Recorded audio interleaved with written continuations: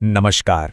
आज के इस विश्लेषण में हम रामायण के एक ऐसे निर्णायक मोड़ पर बात करने वाले हैं जहां कूटनीति पूरी तरह विफल हो जाती है और शुरुआत होती है एक महान युद्ध की। इस सब के पीछे सबसे बड़ा कारण क्या था? एक नेता का अनियंत्रित अहंकार। चलिए मिलकर समझते हैं कि कैसे एक अकेले व्यक्ति का घमंड उसके पूरे साम्राज्य को तबाही की कगार पर ला खड़ा करता है। तो आज हमारी इस चर्चा की रूपरेखा कुछ इस तरह रहेगी। पहले हम देखेंगे मंदोदरी की अंतिम चेतावनी, फिर सत्य और अहंकार का वो बड़ा टकराव, तीसरा भाग होगा शांति प्रस्ताव की विफलता, चौथा ईश्वरीय तैयारी और आखिर में लंका पर आक्रमण। ये क्रम हमें युद्ध से ठीक पहले की उस जटिल राजनीति को समझने में पूरी मदद करेगा। तो चलिए शुरुआत करते हैं पहले भाग से, मंदोदरी की अंतिम चेतावनी। अब यहां स्थिति सच में बेहद तनावपूर्ण है। लंका की महारानी मंदोदरी एक आखिरी पुरजोर कोशिश करती हैं। वो रावण को याद दिलाती हैं कि सभी माननीय बुजुर्गों ने, जैसे उनके नाना दानवराज मय और माता ने, विनाश से बचने के लिए सीता को लौटाने की सलाह दी है। उनका सबसे बड़ा तर्क यही था कि भाई, इतना अहंकार किसी के लिए अच्छा नहीं होता। मंदोदरी यहां सिर्फ एक पत्नी नहीं बल्कि एक सच्चे मार्गदर्शक दोस्त की तरह समझा रही हैं, जो उस अहंकार के अंधे रास्ते से अपने साथी को और पूरे साम्राज्य को बचाना चाहती हैं। आगे बढ़ते हैं दूसरे भाग की तरफ, जहां सच और घमंड का सीधा टकराव होता है। होता क्या है कि मंदोदरी की इस व्यावहारिक सलाह का असर बिल्कुल उल्टा होता है। रावण का घमंड इतना विशाल हो चुका है कि उसकी आंखों पर पूरी तरह पट्टी बन चुकी है। वो साफ मना कर देता है कि वो किसी वनवासी के आगे सिर झुकाएगा। यहां दो बिल्कुल विपरीत विचारधाराएं हैं। एक तरफ रावण का अहंकार, जहां उसे राम सिर्फ एक साधारण इंसान और भिक्षुक लगते हैं।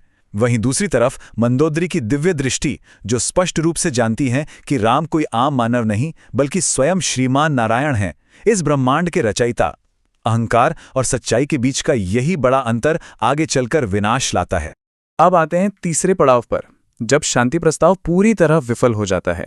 जब राजकुमार अंगद एक शांति दूत के रूप में निराश लौटते हैं तो उन्होंने रावण का मुकुट प्रभु राम के चरणों में गिरा दिया था। अब इसका एक बहुत ही गहरा प्रतीकात्मक अर्थ है। मुकुट गिरने का सीधा मतलब था कि रावण ने राजधर्म के इन 4 स्तंभों को खो दिया है: धर्म, अर्थ, दान और नीति। एक राजा का मुकुट इन्हीं गुणों का प्रतीक होता है, पर क्योंकि रावण अनीति के रास्ते पर था, वो मुकुट उसके सर पर टिक ही नहीं सका और इसी के साथ कूटनीति के दरवाजे हमेशा के लिए बंद हो गए। अब वक्त बहुत तेजी से निकल रहा था। अंगद की चेतावनी इतिहास बदलने का सचमुच आखिरी मौका थी, पर जासूसों ने आकर बताया कि रावण ने सबकी सलाह ठुकरा दी है और वो निश्चिंत होकर आराम से सोने चला गया है। जरा सोचकर देखिए, इतनी बड़ी विपत्ति सामने है और वो सो गया। इस जिद्दी रवैये ने आखिरकार प्रभु राम को ये घोषित करने पर मजबूर कर दिया कि अब शांति की उम्मीद खत्म हो चुकी है। अब धर्म की स्थापना के लिए युद्ध करना अटल है। चलिए आप चौथे हिस्से की तरफ चलते हैं, ईश्वरीय तैयारी और धर्मयुद्ध का संकल्प। जब बातचीत के सभी रास्ते बंद हो गए तो आध्यात्मिक संकल्प की तरफ मुड़ना जरूरी हो गया था। रणभूमि में उतरने से ठीक पहले प्रभु राम अपने पूर्वजों को स्मरण करते हैं। सूर्यवंश के उत्तराधिकारी होने के नाते वो सूर्यदेव का आशीर्वाद मांगते हैं। उनका संकल्प एकदम स्पष्ट है। वो ऐलान करते हैं कि इस युद्ध में चाहे वो जिएं या मरें, उनके रघुकुल की गरिमा और गौरव सिर्फ बढ़ेगा ही। ये बिल्कुल स्पष्ट दिखाता है कि राम किसी व्यक्तिगत बदले के लिए नहीं बल्कि धर्म और अपने वंश के सम्मान के लिए इस महान युद्ध में उतर रहे थे। और आखिर में आते हैं 5वें भाग पर, लंका पर वो महान आक्रमण। इस ईश्वरीय संकल्प के साथ ही युद्ध की भेरी बज उठती है। लंका के चारों तरफ हमला शुरू होता है।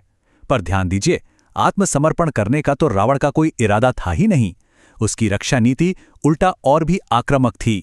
उसका प्लान था पहले पश्चिमी द्वार खोलकर सामने से सीधा हमला करना, और जब शत्रु सेना उसमें उलझ जाए तो पूर्वी द्वार खोलकर उन्हें पीछे से पूरी तरह कुचल देना। इसका मतलब है कि रावण शुरुआत से ही आमने सामने की पूरी जंग और तबाही के मूड में बैठा था। लेकिन दूसरी तरफ का आत्मविश्वास भी देखिए। जब विद्युन्माली जैसा विशालकाय और खतरनाक राक्षस मरा जाता है तो लक्ष्मण उसे केवल एक छोटा सा तारा टूटना बताते हैं। वो साफ कहते हैं कि भाई, अभी तो लंका के आकाश में ऐसे कई और बड़े धूमकेतु गिरने बाकी हैं।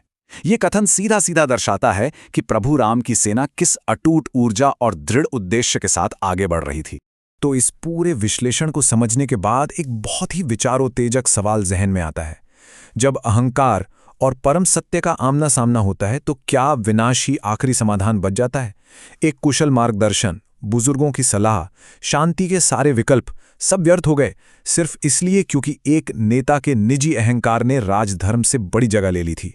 इन महाकाव्यों की ये कहानी आज भी हमें गहराई से सोचने पर मजबूर करती है कि कहाँ रुकना चाहिए और कब सच को स्वीकार कर लेना चाहिए।